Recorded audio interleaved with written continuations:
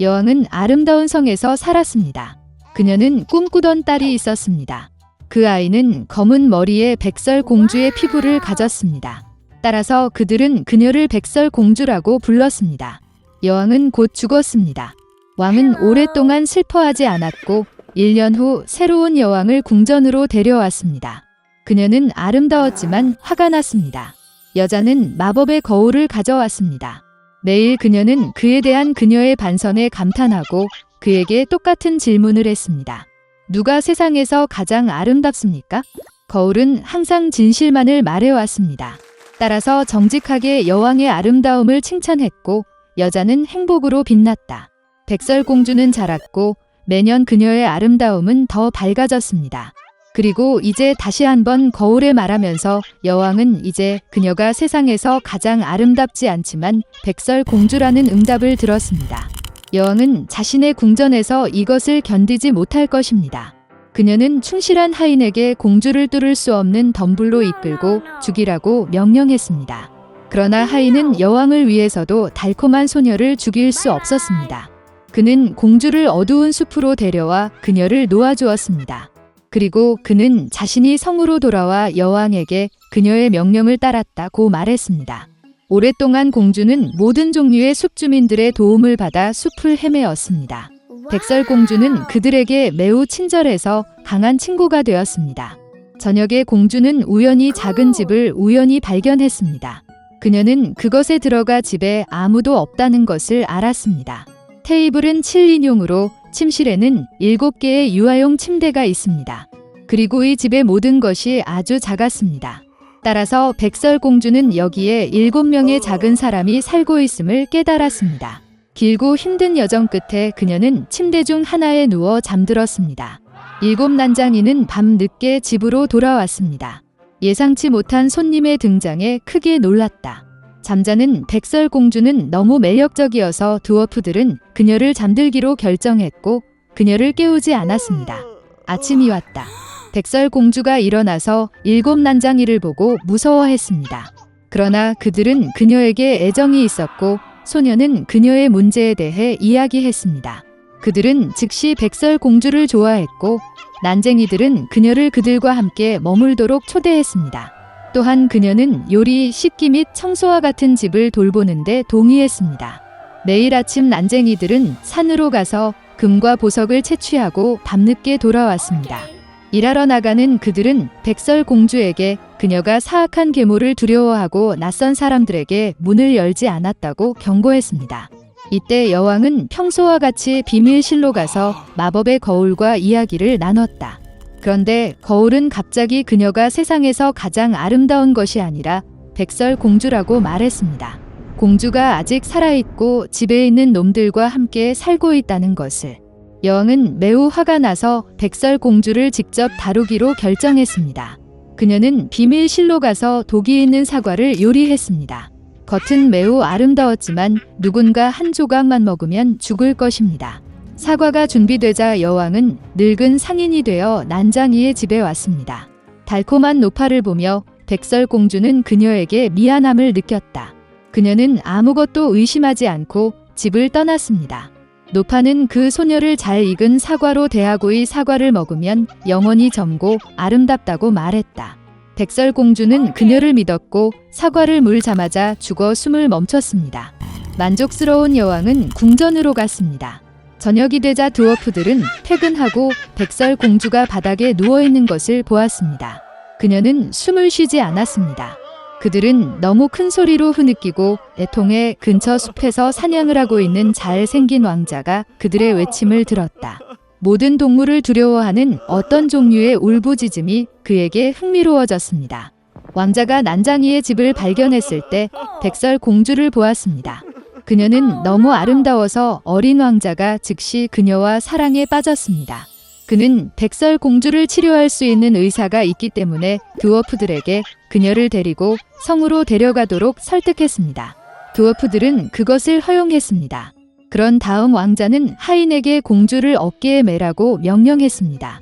그리고 그들이 그녀를 안고 있을 때 하인들이 덤불을 우연히 발견하고 뇌진탕으로 백설공주의 입에서 독사과 한 조각이 떨어져 깨어났습니다. 어린 왕자를 보고 그 소녀도 그와 사랑에 빠졌고 그와 결혼하기로 했습니다. 그들은 또한 사악한 계모를 결혼식에 초대했습니다. 백설공주가 아직 살아있고 이제 길고 행복한 삶이 그녀를 기다리고 있다는 분노로 여왕은 마법의 거울을 깨고 다시는 보지 않았습니다. 한데 도시에는 이웃에 2명의 가난한 아이들이 살았습니다. 카이와 게르다는 남매처럼 서로를 사랑했습니다. 부모님은 그들이 지붕에서 서로 가서 장미 아래 벤치에 앉아 방문하도록 허용했습니다. 따뜻한 계절에는 이곳에서 다양한 게임을 발명했고 겨울에는 따뜻한 난로 옆에 앉아 할머니가 자주 하시는 놀라운 이야기를 듣는 것을 좋아했습니다. 한 번은 아이들이 그림책을 보고 있을 때 카이는 눈과 마음을 찌르는 것을 느꼈습니다. 이것은 강력한 여인인 눈의 여왕의 거울 파편이었습니다. 그 이후로 소년의 행동은 극적으로 변했습니다. 그는 화를 내고 무례하고 잔인해졌습니다. 어느 날 카이는 터보건에 갔지만 돌아오지 않았습니다.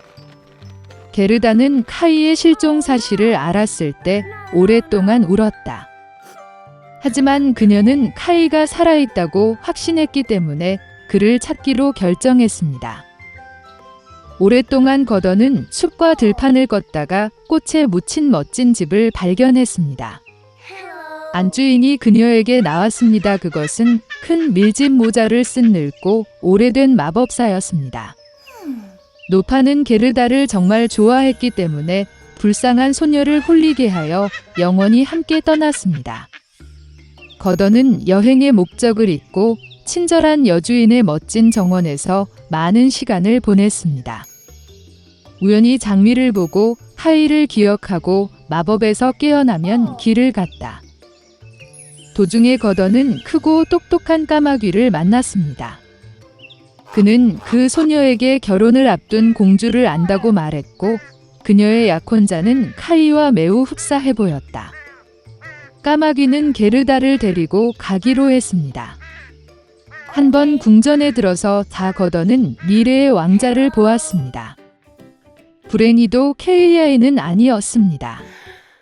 소녀의 슬픈 이야기를 듣고 공주는 마부와 하인, 신발, 머프, 멋진 드레스와 함께 황금 마차를 그녀에게 선물했습니다. 그리고 거더는 길을 쳤다. 어두운 숲에서 반짝이는 마차는 즉시 강도의 눈을 사로잡았고 즉시 공격했습니다. 강도는 게르다 포로를 잡았습니다. 그녀는 거더를 강도의 성으로 데려가 랍플란드의 숲비둘기와 술록이 들어있는 동물원을 자랑했습니다.